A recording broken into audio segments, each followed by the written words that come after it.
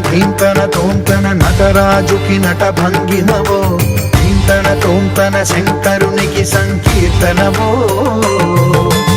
ఈశ్వరుడే అను నిత్యం తనలో తలచుకునే ఓంకారమువో శివ హృదయం కరిగించే ఆ పంచాక్షరివో.